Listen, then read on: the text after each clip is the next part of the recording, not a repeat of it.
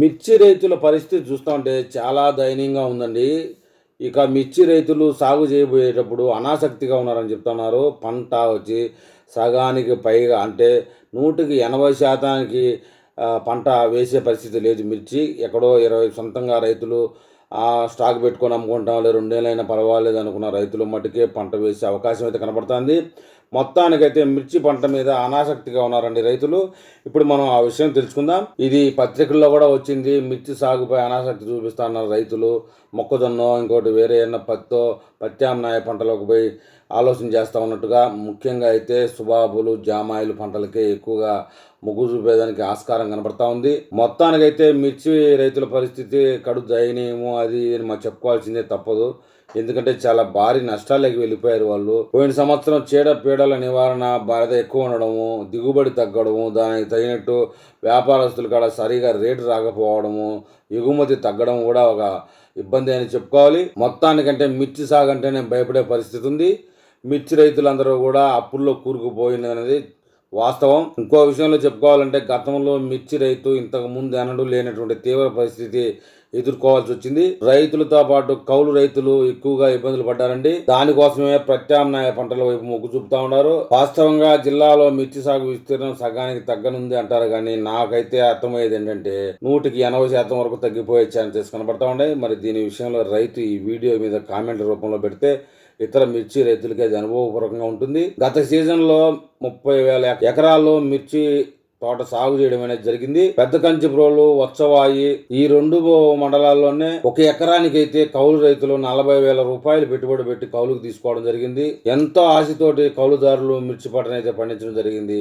దానికి కారణం ఏంటంటే జరిగిపోయిన సంవత్సరంలో బాగా రేటు రావడం వల్లనే రైతులైతే ఆ విధంగా చేశారని చెప్తా ఉన్నారు. కౌలు, వ్యవసాయం, ఎరువులు, పురుగు మందులు, నీటి సమస్యలు, ఇతరత్ర ఖర్చులన్నీ కలిపి ఎకరానికి వచ్చేసి 1,80,000 వరకు, కొంతమందికి అయితే 2 లక్షల వరకు తగిలింది. ఇక తర్వాత కోత, గ్రేడింగ్, టిక్కీలు, తొక్కుడు, రవాణాకు అన్ని సంబంధించి కింటాకు వచ్చేసి 5,000 నుంచి 7,000 రూపాయలకు ఖర్చు వచ్చిందని కూడా చెప్తా ఉన్నారు. ఆగస్టు చివరిలో సెప్టెంబర్ మొదటికి వచ్చేటప్పటికి అప్పుడు కురిసిన వర్షాలకి, వరదలకి కూడా మిర్చి తోటలు అయితే భారీగా దెబ్బతిన్నాయి. అవి అయితే మనం మీడియా ముఖంగా కూడా చూసాం. అయితే అంతకు ముందు వచ్చిన ధరలను ఆశించి అలాగే ఉంటుందిలే ఈసారి సంవత్సరం కూడా ధరలని చెప్పేసి కౌలు రైతులైతే మెయిన్గా మళ్ళీ పంట ఎక్కువ ఖర్చు పెట్టి వేయడం అయితే జరిగింది.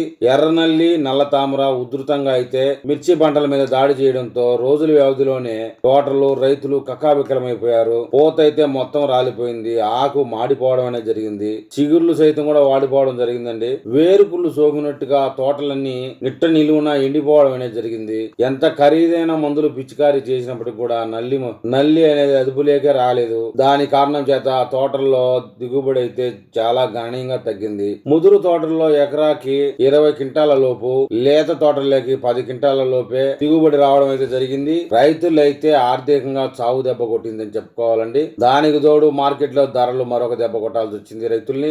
మంచి మేలు రకం అనుకున్నటువంటి తేజ మిర్చి రకానికి 11,000 నుంచి 13,000 రూపాయల లోపే వచ్చింది. ఇంకా దడ్డు రకాలైనటువంటి వాటికి 8,000 రూపాయల నుంచి మొదలుకొని కొంచెం మధ్యస్థంగా బాగుండాయి అనుకునే వాటికి 10,000 రూపాయల రూపాయలు రేటు పడిపోయింది. ఇప్పటి వరకు కూడా మార్కెట్ కుదురు పడలేదంటే ఆశ్చర్యం ఏమీ లేదు. దానికి తోడు చైనా నుంచి రిటర్న్స్ పంపిస్తున్నారనేటువంటి ఒక వార్త గాసిప్పో వాస్తవం అనేది ఇప్పటికి తెలిగిపోయినప్పటికీ మిర్చి రైతుకి పెనుదెబ్బగా పరిగణించాలి.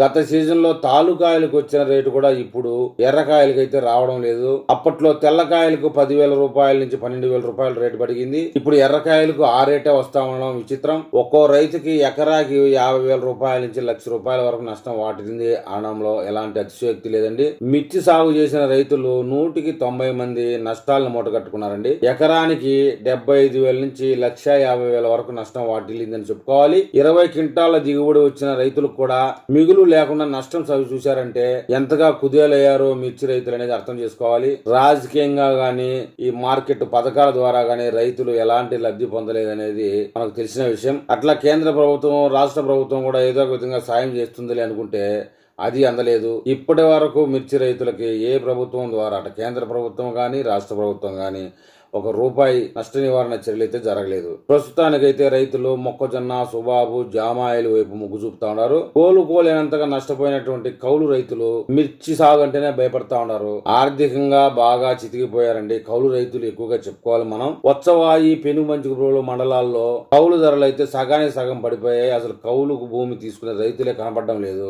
మిర్చి తోట పరంగా అయితే కౌలుకు తీసుకునేందుకు ఏ రైతు ముందుకు రావడం లేదు. గతంలో 40,000 రూపాయలు ఎకరాకి ఉన్నప్పుడు కౌలు 20,000కు వచ్చింది. తర్వాత 10,000 రూపాయలకి పడిపోయిందండి. ఎక్కువ మంది రైతులైతే మొక్కజొన్న పంటకే మొగ్గు చూపుతా ఉన్నారు అనేది చెప్పుకోదగిన విషయం. మరి కొంతమంది రైతులైతే సుబాబులు, జామాయిలు అంటే వీటికి పురుగు మందులు, ఎక్కువ నీటి ఎద్దడి కూడా ఉండదు కనుక వేయడం అనేది జరుగుతూ ఉంది. ఖచ్చితంగా ఈ సంవత్సరం మిర్చి సాగు పరిమాణం గణనీయంగా తగ్గుతుంది అనేది చెప్పక తప్పదు. మరి ఈ విషయమే మిర్చి రైతులు ఏమని కామెంట్ చేస్తారో చూద్దాం.